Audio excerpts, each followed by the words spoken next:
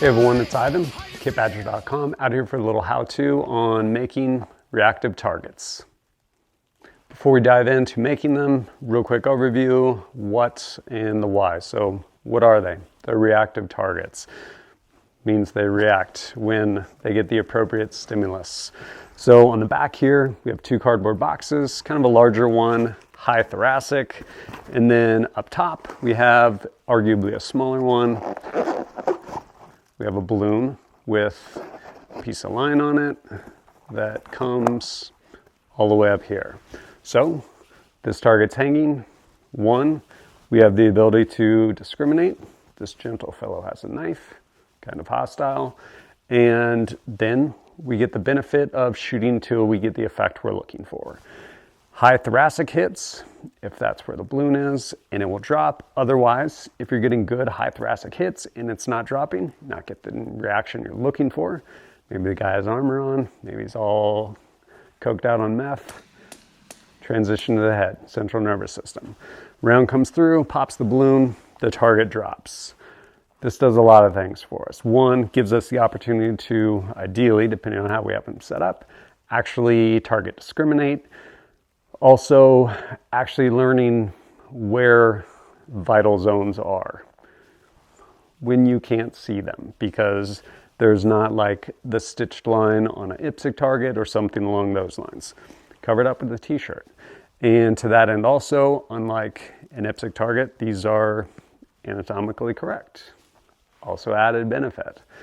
And it gives you the ability to actually shoot and follow your target down.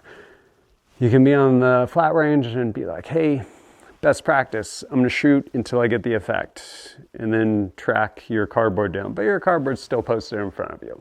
This you actually track down, shoot down into the ground till it is no longer a threat, which is cool. The other thing it does is just reinforces, sometimes it takes more than one shot. Who knows how many rounds it's gonna take. And you continue to shoot to effect. And depending on where you're doing this, how many targets are arrayed, how many rounds it takes you to get good effect on target, ammo management. I am not a huge fan of tack reloads for the sake of just tack reloads. And then you just have, cool, now I have a bunch of half-empty magazines. Noted. Where here, go through, shoot some, maybe you shoot a bunch, guy doesn't want to go down, maybe you weren't getting the best hits. Finally get him to go down. If you don't manage your ammo, then you find yourself transitioning, which ideally we'd rather not do. And this forces that, which is a good thing. So we'll jump into making some reactive targets.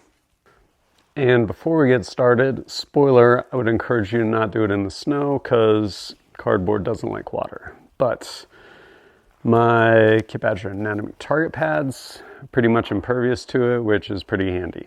So you can obviously use any piece of cardboard. I started with an IPSC target, and real quick to illustrate, as far as that difference there, one's anatomical. I've never met someone that looked like this. But what I usually end up doing is I will get some spray adhesive, spray it on the back of one of the KBAT targets, throw it on there. No, you don't have to use one. Honestly, the first time I made these back in Afghanistan, pretty much just using these IPSCs and fixing the box or affixing the boxes on the back of them. You can do it however you want to do. But once we have done this, we then, arts and craft time, basically cut this guy out, at which point we have our silhouette. So now we just need to put our boxes on here. When it comes to boxes, you can make them however big you want or however small. Usually I like to keep them fairly small. Obviously you want them smaller than like the width of the head. And the other thing I usually end up doing is tape across the top of your box and then cut out a little hole. Ideally, keep this relatively clean. Something that can happen if it's really ragged is when the target's trying to fall, it gets hung up on basically that string, and you'll end up going Winchester on the thing before it actually drops. So keep it kind of clean there. Then for the head, we're going to basically put it high up like that. And we're gonna go ahead and affix tape. And then this one, little, probably smaller than usually I would put for high thoracic. Same thing though, cut it out, make sure it's really clean. And this guy we're gonna put up here. If you noticed, this is cut out from the top one on your head so that that string can go all the way down through that one and into the top of this one if you're gonna hang it for a high thoracic shot. So I'm gonna go ahead and get these taped up real quick in the snow.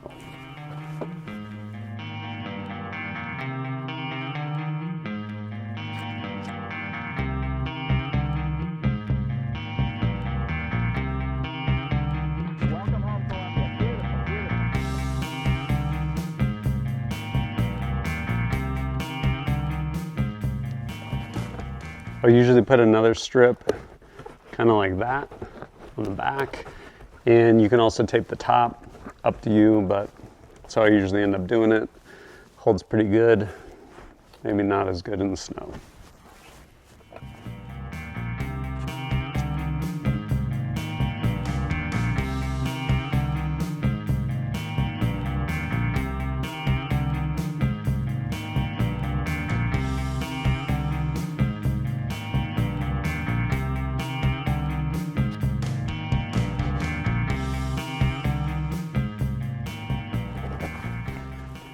All right, so we've gone ahead, got these boxes taped up, and we now got to go ahead and figure out if this guy's a shoot or a no shoot. We usually go through the closet, find an old shirt that's ragged, stained, whatever it may be, or you can use a new shirt, you do you. And then gonna go ahead and throw this guy on here. And again, what this is doing is getting rid of kind of made up target indicators. Like when you see a IPSC target and you're not far enough away to where you can see all the perforations and everything in the cardboard, you're like, cool, I know exactly where to shoot. And what this does is gets rid of that. And what it forces is you to basically figure out anatomically in reference to a 2-scale anatomical head, where in fact that high thoracic is going to be. So another positive. Now we'll go ahead and maybe make this guy a shoot target. And if you like arts and crafts, channel that. Basically start making things. Right here, a hand, ideally that would be all brown on one side, just so that depending on what backdrop you can create some contrast, or you can just do people dirty and make sure it's white side on a white background. Have to really, really target discriminate. And then, yeah, other random stuff, pistols, sweet knives. This person's gonna be wielding a knife, why not? So we'll go ahead and take it. This stuff usually works better when it's not freezing out, but just going to go ahead and use some of the spray adhesive. Throw that on there, and that looks like a good spot. Now he's got a knife, but he should maybe dual wield.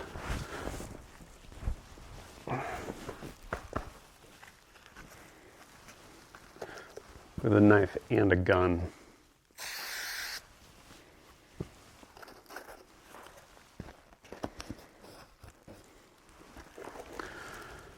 Knife and a gun. Now let's go hang them up. And ideally, we are training with friends, right? Because if you go through and you hang all of these yourself, you know where they are and you know where the balloon is, whether it's high thoracic or in the head. One thing we want to make sure of is if we're making it in the high thoracic, placing the balloon inside there, we want to make sure it's free so you don't have like shirt coming up, basically anything that's going to inhibit that string and keep it from falling free. For the sake of this, we're going to go ahead and just make it a headshot. So you have your balloon, you basically are making a little slip knot at the end of some cordage. 550 cord works. I usually like something thinner. It's just less to basically get hung up on and not give you the reaction you're looking for. And then we'll take it, put it however high we want, and staple that up there. Now, when this gets shot, good high thoracic hits, and you're like, hey, I'm not getting the reaction I'm looking for, aim up higher, shoot through here, pops the balloon, it drops. Typically, just the weight of the shirt is going to give it plenty of weight on top of the cardboard that it'll drop free. There we go.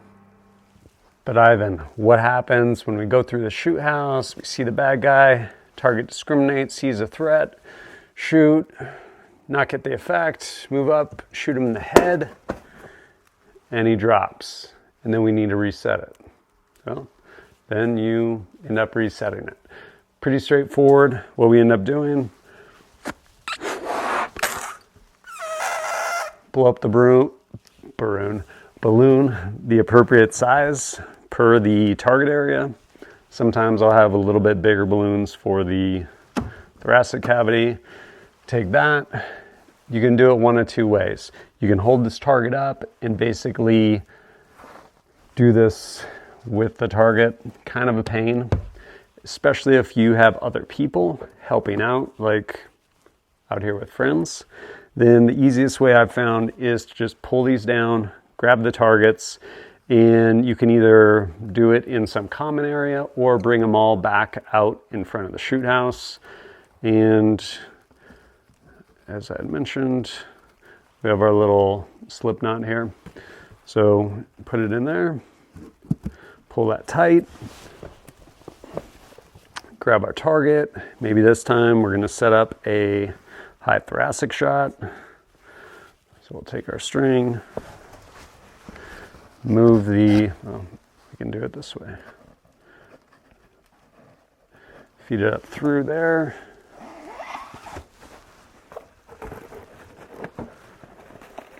Get this in there. Again, making sure we want ideally this knot on the balloon and the string for that matter up above the cardboard. Just one less thing for it to potentially get snagged on. And then now that we've fed it up there,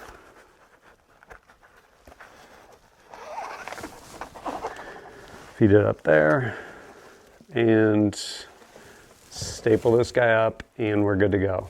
So as I mentioned, if you're here with friends and you go through, someone cleans it, pick them up, bring them back out, just pull the strings off, and then everyone can basically help get the target set up, and then someone can go back in, rehang them different places. Ivan, but what if someone's setting one up and they know it is going to be a headshot or a thoracic?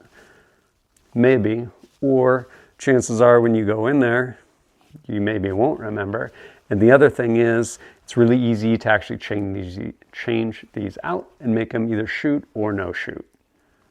Beyond just changing up whether it's high thoracic or headshot, I would encourage you to eventually start pulling this stuff off. It's just on there with that spray adhesive, peels off pretty easy, and then you can go ahead and throw a different prop on, making it either shoot or no shoot. Ivan, how long do these last? Depends on how many times you shoot them. And if you come in really close, because this is like behind a doorway, and blast it, then it can get pretty beat up. But usually they'll take quite a beating. Water, to include snow, eat them up pretty quick just because the cardboard gets pretty beat up once it gets wet. But as far as this, so you can eventually clean it, because I'll be honest, cutting that out of the cardboard initially, it's kind of a pain. You don't want to do that over and over again if you can avoid it. But you can take one of the KBAT targets and using scissors, since you don't need a box cutter, you can basically cut one out. So you can kind of rehab your target some.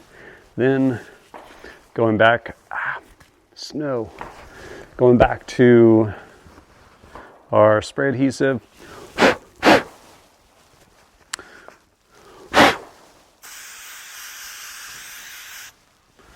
Go ahead and spray that guy down.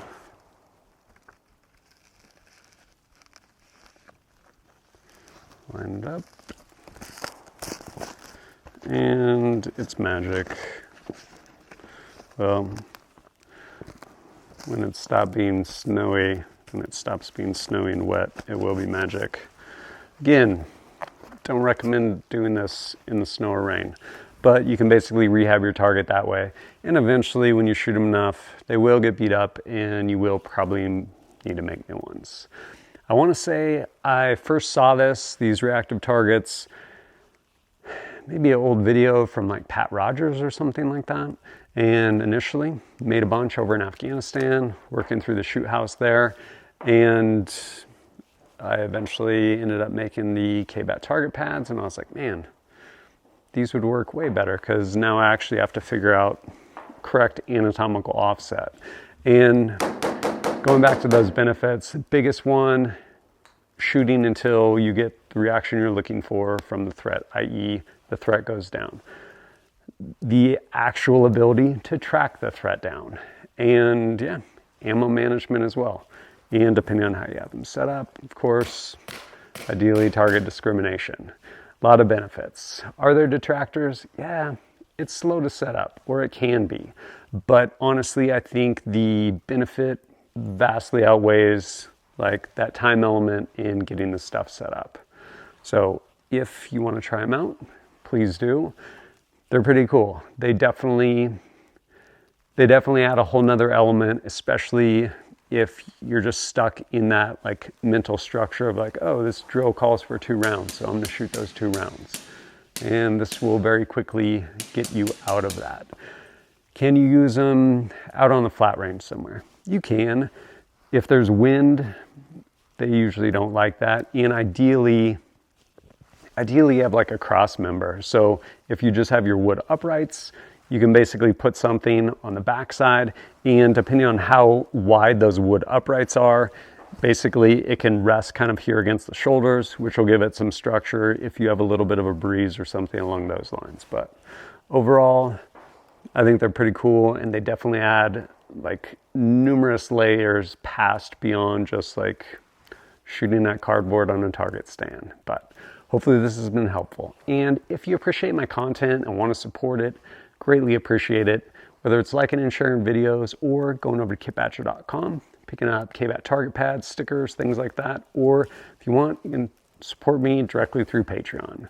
Over there, we have an active Discord as well. Happy to answer all of your questions over there too. But as always, thanks for joining us at kitbadger.com.